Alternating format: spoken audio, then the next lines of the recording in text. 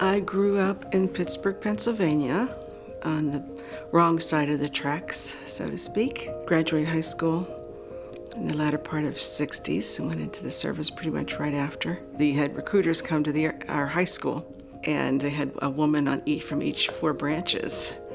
And they showed videos of the Marines and cleaning the latrines with the toothbrush. So that was completely out. And the Army recruiter was pretty like this, and I didn't fit that bill either.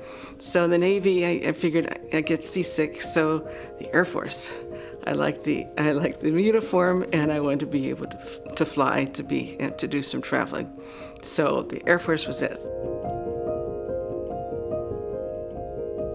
Then went on to basic training in San Antonio, then was transferred to Keesler, Mississippi for tech school to be an administrative specialist. Graduated 2 weeks early, and so they asked me where I wanted to go. It was time to cut my orders. And I said, well, what do you have? He said, well, we'd love to have you here, or I've got New York, or I've got Hawaii. So I said, well, let me think about it. Hawaii, so that's where I ended up going a month later. When I came home to Pittsburgh for that month before I went to Hawaii, I went downtown Pittsburgh walking around my uniform, and it was a totally different atmosphere, and people were not very kind. And I didn't understand it because here I was 19 years old, and I didn't understand the politics at that time and what was going on. Every job was important.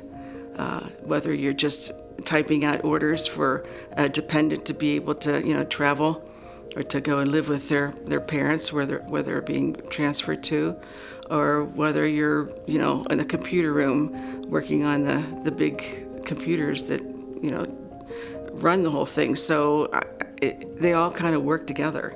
And I think without one, it throws everything off.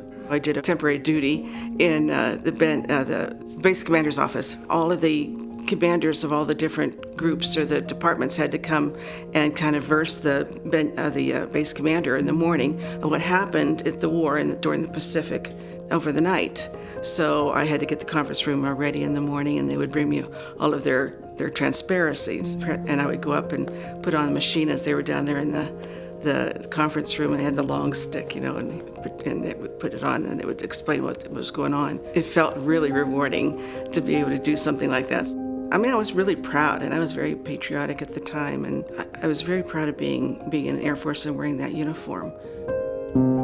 My first husband was getting out of the service. He had already had us 4 years, so we decided to move to Oregon. There wasn't a base in this area at the time that took women, and so I had to get out in hardships.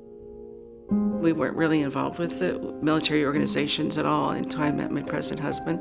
We got so involved in so many different organizations here, and we're now members of Vietnam Veterans of America, and we go to Band of Brothers. Plus I work at COVO, Satori Veterans Outreach. Been there about 2 years. It's been rewarding to continue to continue my service, helping other veterans as a result, even though I'm not wearing the uniform any longer. It's respect. It's respect for what they've been through, the sacrifices they've made. I don't know everybody, all their circumstances and their experiences, but just the fact that they were willing to do it, especially in Vietnam when things were so crazy at that time.